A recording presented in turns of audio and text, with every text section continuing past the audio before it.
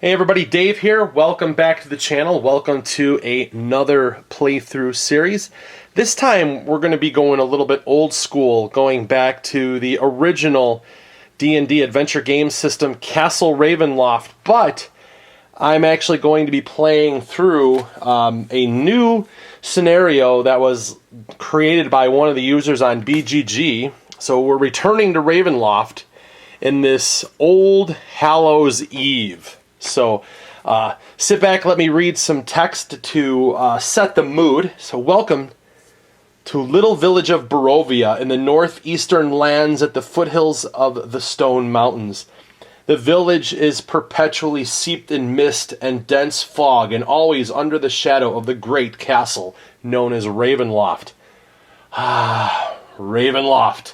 The former home of the villainous Count Strahd von Zarovich, a vampire lord who once terrorized the town and surrounding lands. But Strahd was defeated by the brave adventuring party and his essence cast into the void in eternal torment and damnation. It has now been close to 20 years, and the castle is seemingly abandoned, and the fear of Ravenloft all but forgotten, apart from tales told around campfires and by elders to frighten the younglings from foolish curiosity. But even in villages haunted by past terrors, the ever-curious remain, and in Barovia the tales became tradition, and one peculiar tradition takes place on Old Hallows Eve. Known as the Hallows Eve Run, many daring young men of the village, vying for the affection of a sweet maiden, climb the treacherous slopes and brave an attempt to loot run through the once perilous Ravenloft halls in search of some treasure or trinket. The shinier the trinket, the fairer the maiden awaiting. Having arrived in Barovia on Hallows Eve, you decide to attempt your own run of the castle halls. But you're not here for treasure, maidens, and trinkets. Something is stirring in Ravenloft, something evil, and you will not rest until you uncover the truth. So that is the introduction page for the adventure. There's a little bit more that we'll get into as we're setting up, but this is actually a solo adventure. So we have one character who is going to be exploring Castle Ravenloft, and that is going to be Alyssa, the human ranger. So let's take a look at her stats. So when we look at this particular game, the things that we're going to be worried about are the armor class, which is what the villains and the enemies are going to have to roll above in order to cause damage to Alyssa. She's going to start off with 8 hit points. She has a speed of 6, meaning she can move, on her movement, she can move 6 squares. And then the surge value for hit points is if her hit points are reduced down to 0, and we have to use a healing surge, will go up to 4 hit points. Now, Alyssa is a human ranger and a master of bow and blade. With keen senses and dungeon skills, you are determined to stop the evil of Castle Ravenloft. So that's perfect for this story that we're going to be, undertaking here. Anyways, each of the characters have their own specific ability. So this one, Alyssa, is Scout. You are a master explorer. During your exploration phase, you can explore one unexplored edge on your tile, even if you aren't adjacent to it. Normally during this game, if your character is on an edge of a tile, you can explore and reveal new tiles as the dungeon, or in this case, Castle Ravenloft, unfolds. And then there's powers. It says you can use the following power cards. So we have utility cards and at-will cards and daily powers. So if we look down at these particular cards, we can see the special abilities that we are going to have for this particular game. So we'll start off on the left with this utility power of the Unbalancing Parry. You block an attack and slide your enemy away from you. Use this power when an adjacent monster hits you. The attack misses instead. place that monster on a tile within 1 tile of you. So this is good for avoiding some damage and maybe moving a monster away from you. Flip this card over after you use the power. So this is only a 1 time during the game. Now we have a couple of these at-will powers, and these are nice because these are useful over and over during the game. So we have this twin shot. You fire 2 arrows in the space of a breath. Attack 2 monsters within 1 tile of you. You get an attack bonus of +4, and it will do 1 damage. And then we also have the hit and run. You quickly strike and then retreat to safer ground. Attack 1 adjacent monster. Hit or miss, you can place your hero on any square on your tile. So it has an attack bonus of +6 and will do 2 damage. So it's you go and hit and get away. And then finally the last one is a daily power, which is useful once during the adventure, is the bounding attack. You swiftly move to your foe and strike. Place your hero on a tile within 1 tile of you. Attack 1 adjacent monster. And you get a +6 on your attack, and you will do a damage of 3 if you hit, minimum of 1 damage, or if you miss, you're going to do 1 damage. And then you flip this card over after you use the power. So those are the abilities that we have, and then in this particular adventure we also start off with 2 treasure cards, and so they both have to be items. So these are the ones that we have. We have a lucky charm. Use this item after any die roll. We can re-roll the die and then discard it after using it. So we have a 1-time re-roll, and then we also have a magic sword, which is we will get a +1 bonus to attack rolls against adjacent monsters while this item is in play. So we're going to have some special abilities for doing some up-close combat. Now, to get some of the specifics of this particular adventure, we will have to help 3 villagers escape Ravenloft by reaching the secret stairway tile before midnight. So I already have our dungeon tile stack already prepared. They're shuffled up. There's certain tiles that are in here. We're going to be looking for the fetid den and then also the secret stairwell. So really quickly, let me just read again the setting of this game, and we'll go over some of the rules, and then we'll actually start getting into the adventure. So, having arrived in Barovia, you find the town alight with merriment and festivities. "'Tis old Hallow's Eve, young fella." An old village woman gestures towards the little parade in the town center. "All the brave men folk are getting ready to run through Ravenloft." She suddenly squeezes your shoulders. My, but you're a strapping fella. "What say you bring back a trinket for old Gertie, eh? I promise more than just kisses when you return, if you return." And with that, she slaps your derriere and bustles off, cackling insanely. Having arrived on a mission to investigate the castle, you have a hollow feeling that more than treasure and trinkets await in Ravenloft. Now, we are going to be starting off on the stairs on our start tile right here. We have our character placed adjacent to the steps according to the rules. We also have 7 of these hourglass tokens. They're time tokens.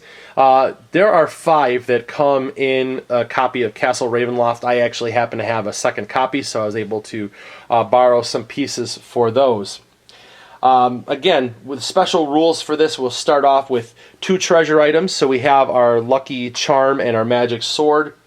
And whenever a tile with a white arrow is explored, not including this one, then we will add a villager with us. So I have villager tokens that we'll be able to use. I actually have these villager tokens come in the new Ghosts of Saltmarsh expansion.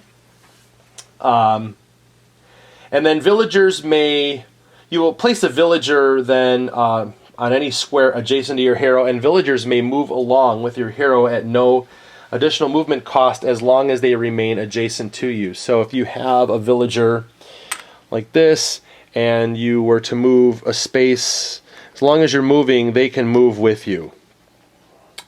However, you can also use some of your movement points so either spaces. For every 1 point, you can move a villager 2 spaces, so you can maybe move villagers away from you. So villagers may not make any attacks on any monsters, and the villagers have a 13 armor class and 3 hit points. And while adjacent to you, villagers do not count as the closest hero when resolving monster tactics and encounters. So in this case, this villager would be at risk, while the villager is here, not at risk. So that's going to be those specific rules. Let's see, whenever a tile with a black arrow is explored, then we will flip over one of those hourglass tokens in addition to resolving an encounter card. And once all these hourglass tokens have flipped, then the dungeon becomes more dangerous, and we will place an additional monster during an exploration phase when a tile is explored. So it could get really, really bad. Now, if I roll a natural 20 on our D20 die, right here, then we will be able to draw a random card from the Adventure Treasure deck. So I have all of those cards set aside. And for any single attack made by your hero during your hero phase that nets you 4 or more experience points, you may draw 2 regular treasure cards. So that might be actually pretty good on one of those things if I use the twin shot to be able to take out a couple of monsters. Now, we have all of our cards set up in our Hold It. So we have our encounter cards here, we have our monster cards, treasure cards, and then the adventure treasure cards. And then I also have additional daily power cards for our ranger in the event that we are able to level up our character. So really quickly, if you're not familiar with how to play any of these D&D adventure games, we're going to go through a hero phase where our heroes will be able to do one of 3 combinations. We can move our character and then attack. We can attack and then move, or we can move twice. And that's basically going to be what we will do each turn. Then we will undergo what's called an exploration phase, where if we occupy a square adjacent to an unexplored edge, then we will draw a dungeon tile and place it with its triangle edge adjacent, or we'll place it with the triangle basically facing the unexplored edge. And then we'll draw a monster card and we'll populate it on the monster tile, placing it on a spot where there are little bones. Although, if we didn't place a tile during the exploration phase, or if I place a tile with a black triangle, then we're going to have to draw an encounter card. That will be part of our villain phase. And then if the villain is in play, we're going to activate it, and then all the monsters are going to activate. So it's a very, very simple game. We're going to see it as we are moving along. So with that, let's start our adventure. The thick, chilling fog hangs around the castle seems to permeate even inside. As you descend down the dark hallways, a haunting silence lies upon the battered stone passages and deep dungeons. To your horror, you see a trail of fresh blood splattered along some of the walls and floors. Suddenly, the giant steel doors of the castle slam shut behind you. In the distance, you hear a dreadful howl, followed by agonizing screams. No doubt some of the villagers are trapped in the castle as well. There will be no treasure seeking on this Hallows Eve. Something evil stirs in Ravenloft, and you better search for a way out before the midnight hour. All right, let's get into this. All right, as we start our first hero phase, our character is going to choose to move. We're needing to find our villagers and be able to survive this whole encounter and then be able to get to the secret stairs and escape before midnight. So the first thing that we will do is we will move. We have a speed of 6, and we'll just move up to this edge right here and move into our exploration phase where we'll draw a tile. And we have found the dark fountain. We'll place that here next to the tile.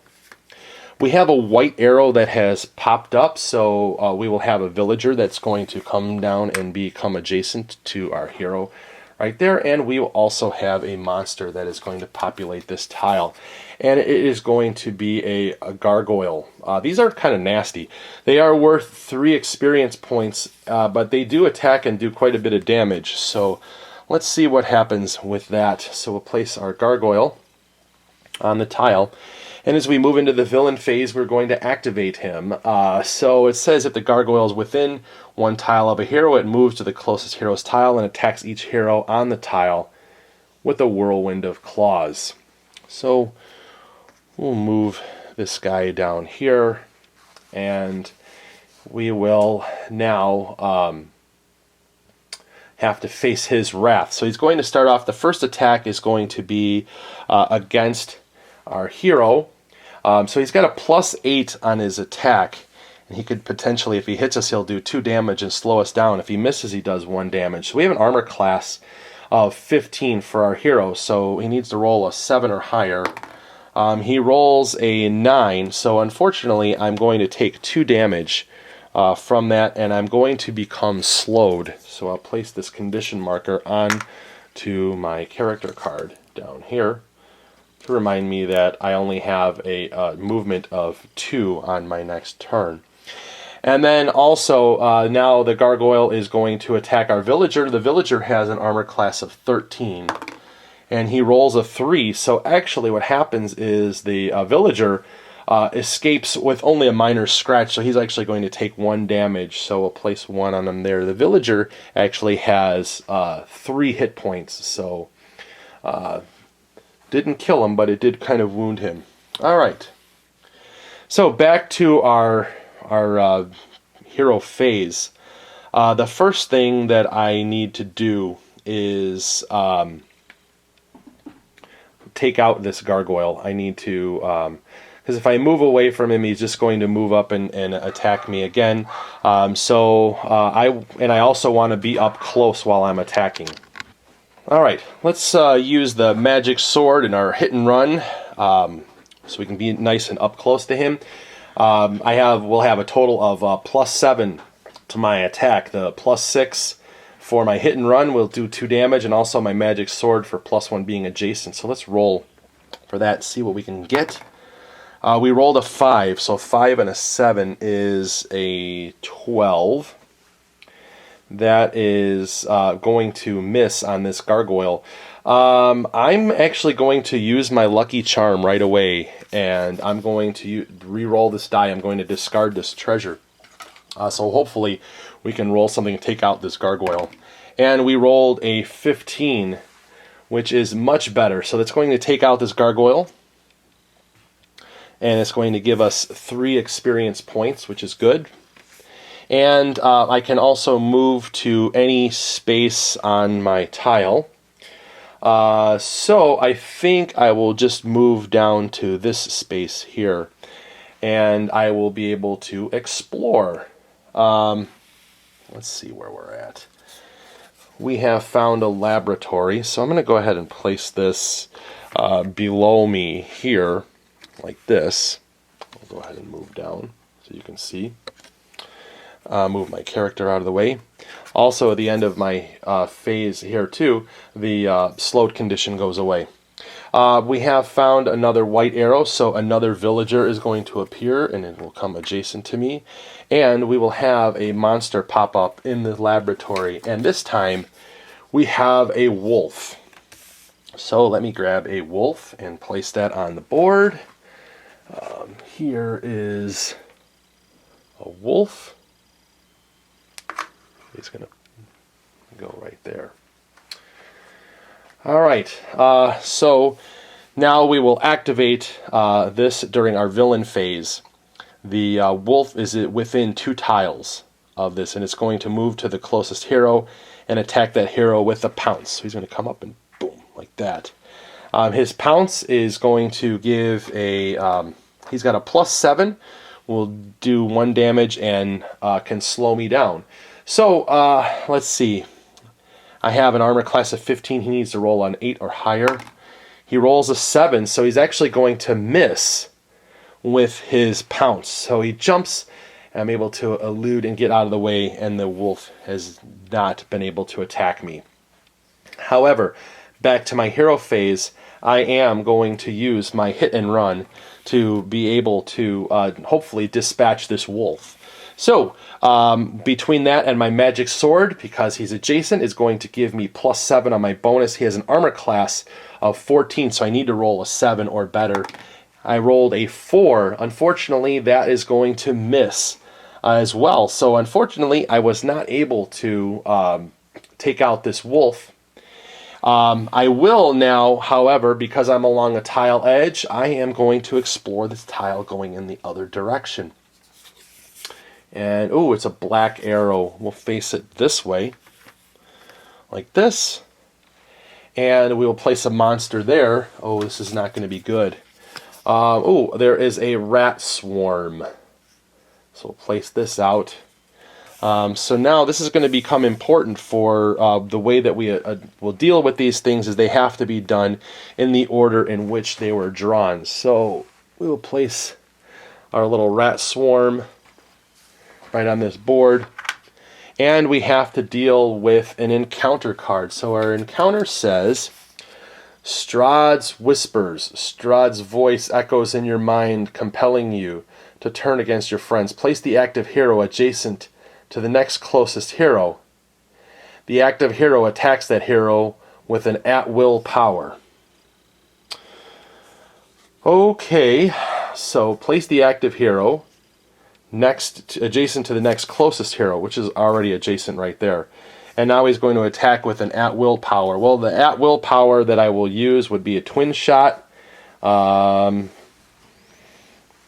I really don't want to kill this villager. And that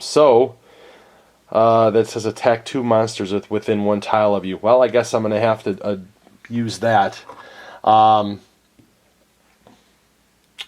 So unfortunately, let's see, we only have a +4 attack on there. So +4, he's got a 13 armor class. I need to roll low. I rolled a 6, so 6 and 4 is 10. I'm actually missed on that villager with that attack from Strahd's whispers. The unfortunate thing is, because I have to use an at-will power, the other one is also like attack 2 monsters within 1 tile of you. I'm just going to play it that I'm actually going to take a shot at that other villager that is over there. And I rolled a 13, so unfortunately he is going to take another wound. Whether that was good or bad, according to the rules, that's how I'm going to play this particular event. So unfortunately, Strahd has been exacting his revenge on anybody that comes into this castle. Now that we've done that encounter, next I have to activate these monsters. And so the first thing that I have to do is activate the wolf. The wolf was drawn first. He is adjacent to a hero, so he is actually going to attack with a bite. And he has a +9 on his attack, and he could do 2 damage if he hits me. So I have an armor class of 15. I rolled a 5, so 9 and 5 is 14. He actually is not able to get through with his bite, which is good. And now we will activate our rat swarm. And it says, if the rat swarm is within 1 tile of a hero, it moves to the closest hero's tile and attacks each hero on the tile with a multitude of bites. So, unfortunately, this rat swarm is going to go after all 3 of our characters. We'll start off with myself, the ranger. So he's got a +7 to his attack. So we have a 15 armor class for me. So 7 and 8 is 15. It's actually enough to do 1 damage to me. Then they're going to attack this villager right there. So we have a 7 and 4 is 11. So that's not going to be enough to affect that villager. And the last villager up there, we rolled a 7 and 5, which is a 12, which is not enough to affect the that villager as well. So managed to escape relatively unscathed against that rat swarm. Now back to our back to our hero phase. I have these two monsters that are within close range, and I really would like to get rid of both of them. I'm actually going to use my twin shot and hopefully be able to take out these two monsters. So it will give me a +4 on my attack, and I also have the magic sword, which will give me a +1 bonus to attack rolls against adjacent monsters while this item is in play. So I actually have a +5 on my attacks because they're both adjacent. So let's see what happens. Ooh, a natural 20. That is going to take out the wolf, and it'll give me 1 experience point, and we'll be able to draw a treasure card. I don't remember if I drew a treasure card for the when we took out that gargoyle. So let me just go ahead and do that real quick, and there would have been a blessing. Until the end of your next hero phase, whenever a hero hits a monster with an attack, that hero regains 1 hit point. Let's see, I believe right after that hero phase I did have another encounter, so we'll just give it 1 hit point there. And then that will get discarded. So the wolf, now when I roll a natural 20, it says I may draw a random card from the adventure treasure deck. So that's going to be nice.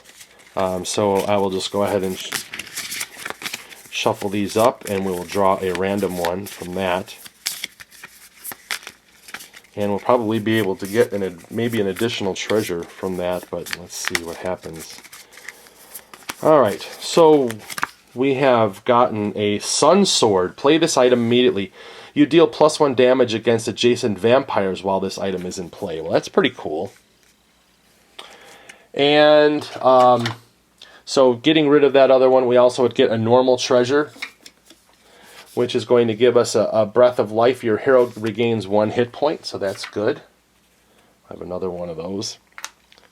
Now, the other attack is going to be against this rat swarm. Actually, what I should have done was not drawn that yet, because no matter what, if I take out this rat swarm, I'm not going to be able to draw another treasure card. But let's see what happens.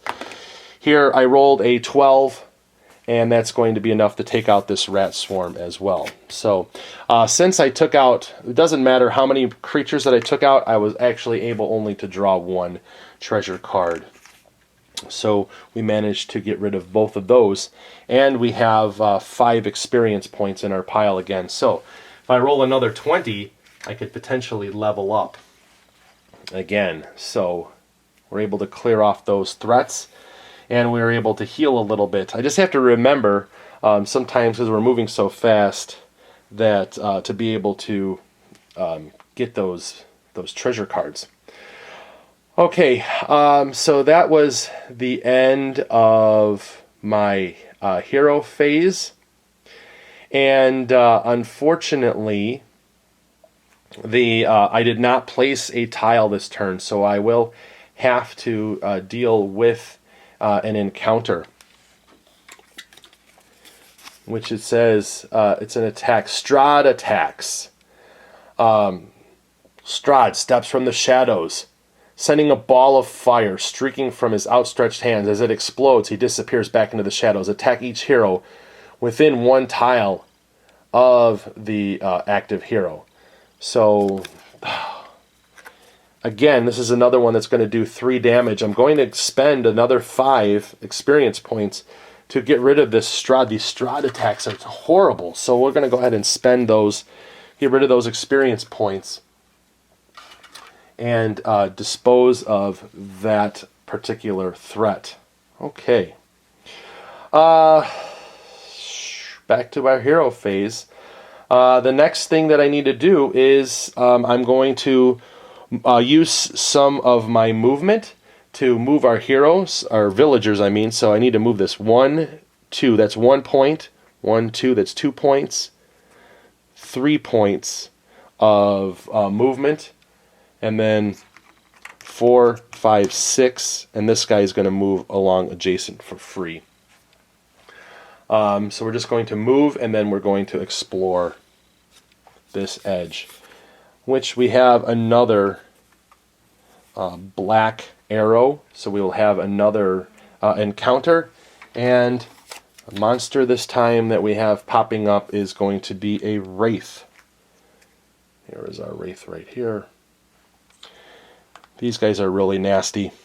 They can deal a lot of damage. And let's see what our encounter is going to be here. Frenzy. The monsters around you roar in fury. Each monster you control activates twice during your villain phase. Oh, God.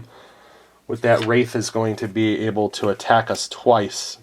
So, we'll go ahead and activate him. So it says if the Wraith is within one tile of a hero, it moves adjacent to the closest hero and attacks that hero with a life-draining claw. So it's going to move there. And we're going to leave him there on that particular tile, because if I'm able to take him out, then I won't be affected by a special ability that he has called the Death Shriek. So when it's destroyed, each hero on his tile takes 1 damage. So he's going to attack. He's got a +6 on his attack, and he can do potentially 3 damage on me. So I have a 15 armor class, so if he's got to roll a 9 or better, I rolled a 17. He is going to deal 3 damage to me, so we'll get rid of this 5 and put 2 back. So I'm down to 4 life right now. And his second activation, he's going to do it again. And we rolled an 18, so again he's going to do another 3 hit points of damage to me, leaving me down to 1 hit point. So he really did drain life from me with that claw, and he did it twice. So now on our hero phase, because I am adjacent to this Wraith, I will use my magic sword along with the hit and run ability to be able to attack him. That will give me a +7 on my bonus. He has an armor class of 15, so I need an 8 or better, and he has 2 hit points. I can deal 2 damage to him and take him out. And I rolled a 7. A 7, and 7 is not going to be enough. I actually missed on this particular attack. I will use my explore ability, my scout ability, to be able to explore this other tile behind me. And we found another hallway that comes in, and we will have another villager come in that will be adjacent to me this way here. And we'll place a new monster on the tile. We have a skeleton that is going to come in, so we'll grab one of those. Here he is. I'll place him on the board down there. And we'll now activate them in order. So the Wraith is going to go up first. The Wraith is going to attack with his life-draining claw. He's got +6 on him. And so I rolled a 6. A 6 and a 6 is 12. He misses, but he will do 1 damage, which is actually going to knock my hero unconscious. So he is out. And the next thing that we will do is activate our skeleton. And it says if the skeleton is within 1 tile of a hero, it moves adjacent to the closest hero, which is actually going to be this one right here now. And will come in with a, he will attack with a charging slice. So he's got a +9 on his attack and can do 2 damage. The villager has a 13 armor class. So he rolls a 10. 10 and 9 is 19. It's enough to actually kill this villager. So unfortunately this villager is deceased. But I still have 2 with me, which is okay. Alright. Back to my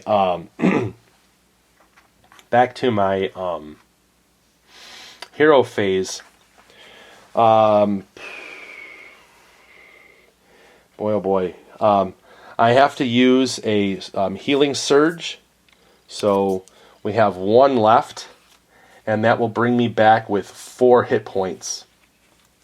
And we're going to have to think about what we're going to do. I could decide to run away from him. I do have enough movement to be able to get a couple tiles away to be able to regroup and focus on one of these attacks. But I have these guys that are right up on top of me, and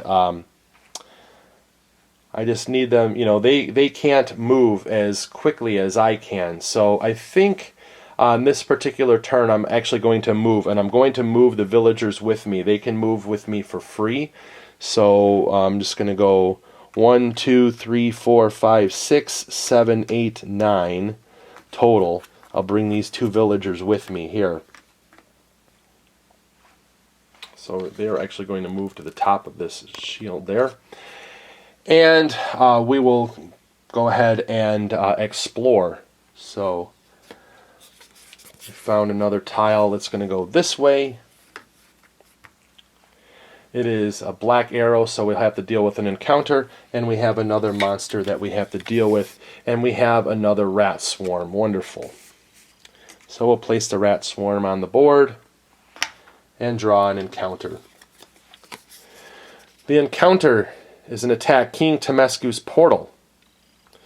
You fall through a mysterious portal, reappearing elsewhere in the crypts covered with wounds. Attack the active hero 3 times.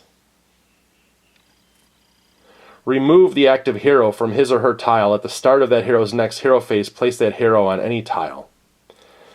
+8 attack for 1 damage each. Alright, so let's see what happens. So the first thing is, let's roll for the attack. He's got an 8.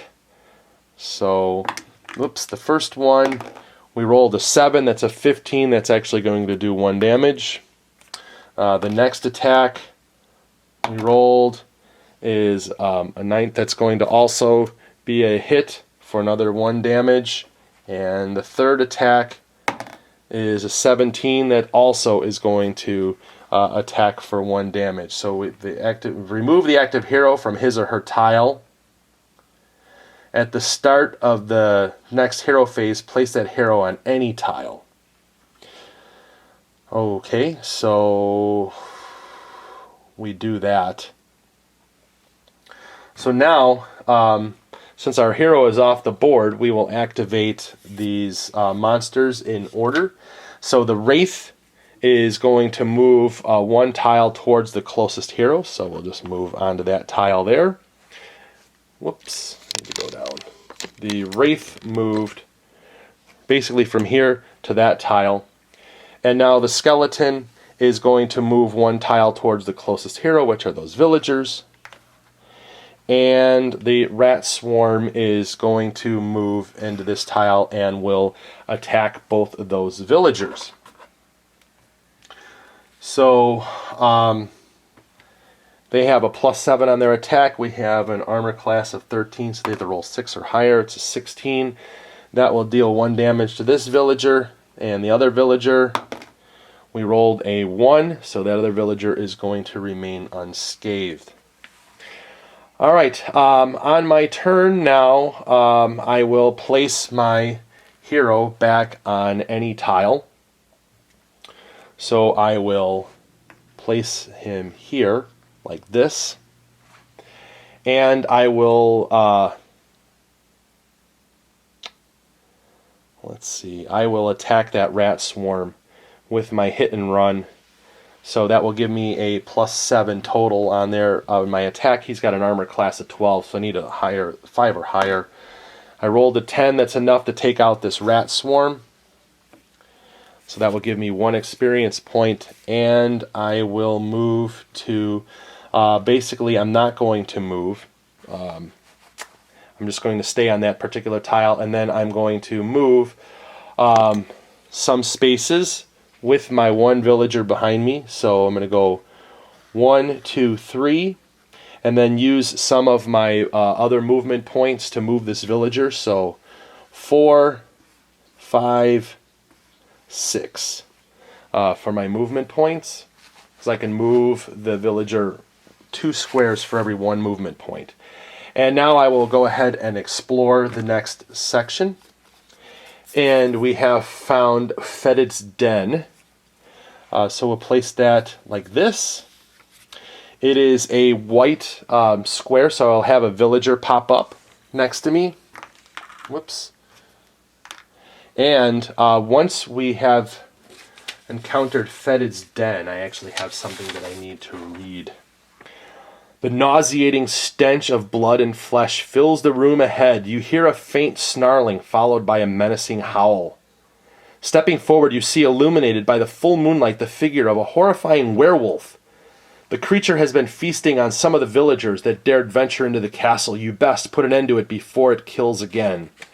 So now we're going to place the werewolf villain figure on any square of the den, and it will activate at the start of every villain phase. So, we'll place the werewolf over on that space there. And now when we're going to move into the villain phase, so the werewolf is actually going to activate first. And so we will see. The werewolf is not adjacent to a hero. If it's within 2 tiles of a hero, it regains 1 hit point, moves adjacent to the closest hero, and attacks that hero with a bite. So he's going to come up and attack him. With his bite, he has a +7 and can and will deal 1 damage. So let's see what happens here. We rolled a 3, so the werewolf actually missed with his bite. Next, we will activate the Wraith. Since the Wraith is not close by, we'll just move up 1 tile.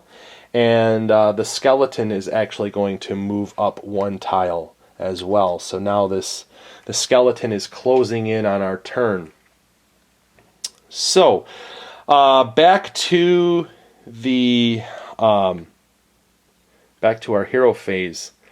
Let's see. So this werewolf has 5 hit points, and I think I'm actually going to use the daily power of Abounding Attack. So place my hero on a tile within 1 tile of you. Attack 1 adjacent monster. I'm just going to stay where I'm at, but it's going to give me a +6 attack. And it will do 3 damage. If I miss, it'll do 1 damage. Plus, I have my magic sword, so that's going to be a +1 bonus on adjacent monsters. So I actually have +7 on my rolls. He has an armor class of 15, so hopefully I can deal damage to him. I rolled a 10. That is enough. I'm actually going to place 3 damage onto this wolf. So we'll go ahead and mark those 1, 2, and 3. And we will flip this card over when it's been used. So that was my attack. And then if I wanted to move, I can move. I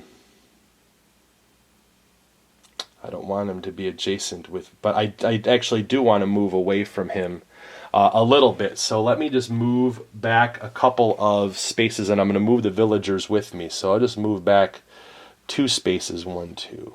All right. And since I did not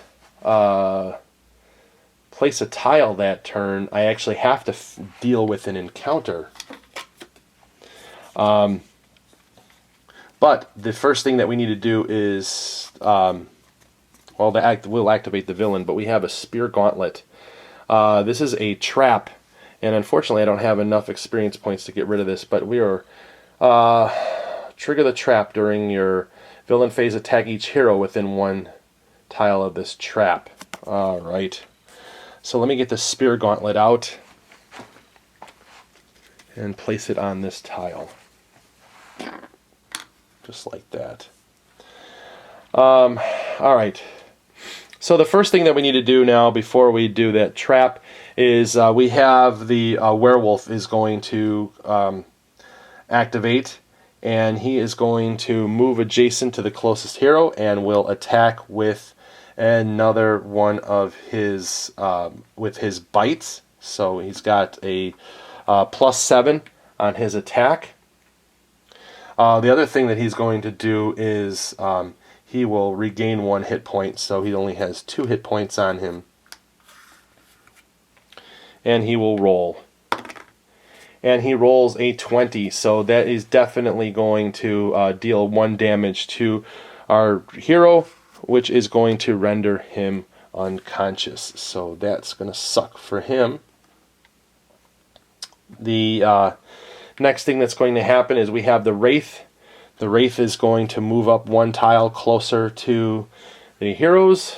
Place him over here. And then the Skeleton is going to come in and charge in with a Slice. And so he is going to roll. He's got a +9 on his attack. We have a 13 armor class. So he rolls an 11. That is enough to deal 2 damage to this villager, which is going to kill him. So we have another villager that is gone. And now we are going to trigger this trap. And this trap is going to attack each hero within 1 tile of this trap. So, it's a +6 attack, and it can do 3 damage. Hopefully this is not going to be bad for our villagers. We rolled a 16. That is going to deal 3 damage and kill one of our villagers. The other one, we rolled a 15, and that is going to kill that villager as well. So, that's unfortunate. So now we have no villagers on our board. So we're coming back to our hero phase, and our hero is going to be revitalized with 4 hit points. And it looks like it's going to be a almost like a final stand here. We've got 3 monsters closing in, especially with the villain. So I think that we need to attack right away with the hit and run. So I need to take the werewolf out. So I will use my hit and run with my magic sword. And that is going to give me a +7 on my bonus. He has an armor class of 15, so I need to roll an 8. I rolled a 5. That is not enough, so that's actually a miss. And then I will move 6 spaces. So let's see, we can go 1, 2, 3, 4, 5, 6. So we will move away from those creatures, trying to run away and get away from that trap. We did not place a tile. Actually, what I can do is use my explore phase to explore this tile right here.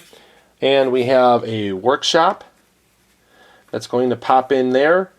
We have a villager will pop out, and we have a new monster that is going to come out as well. And we now have a zombie that is going to appear onto our board.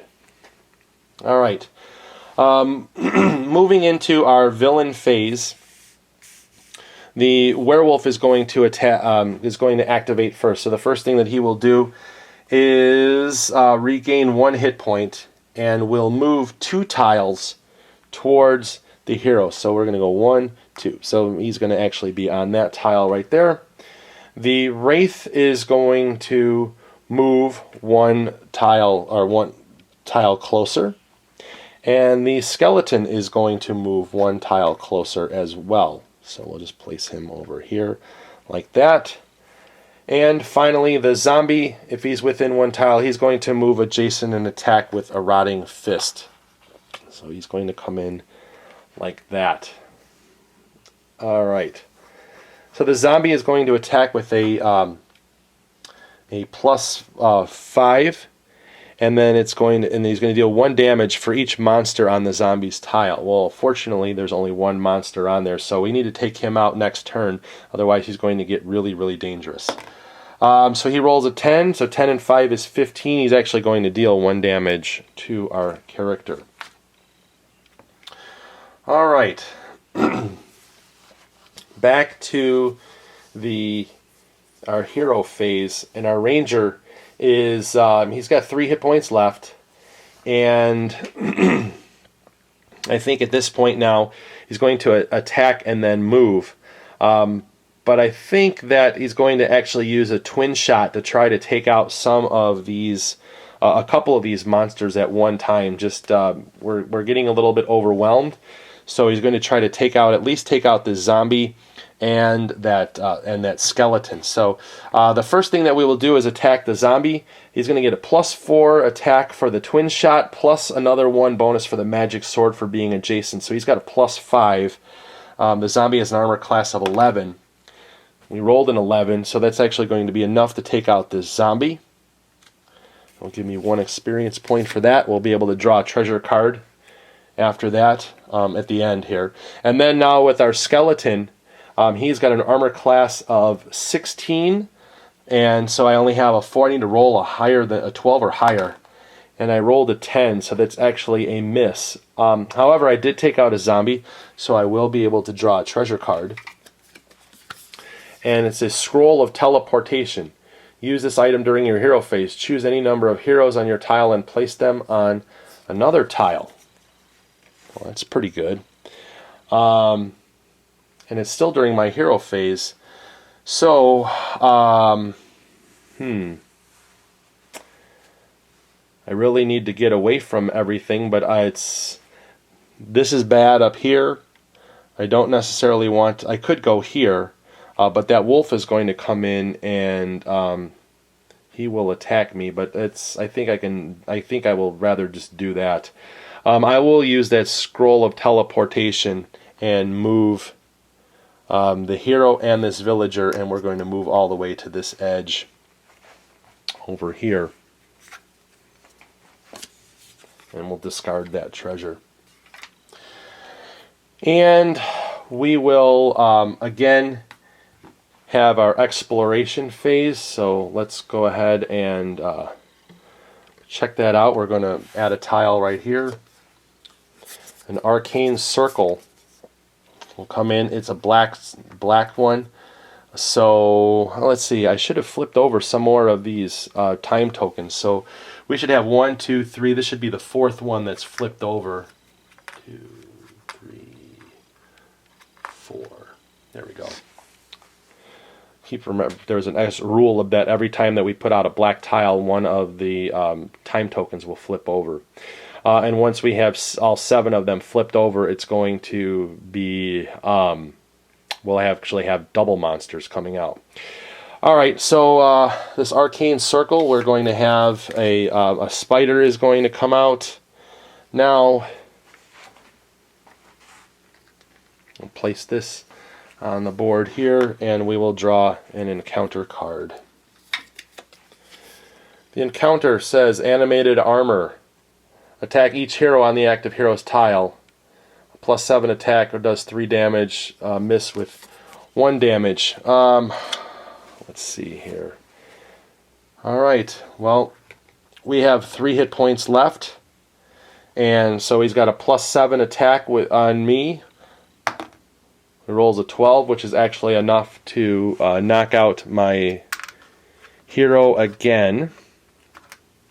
This is the last time, so I have no more healing surges, so we're actually going to lose. And we'll see if this animated armor does anything against our villager.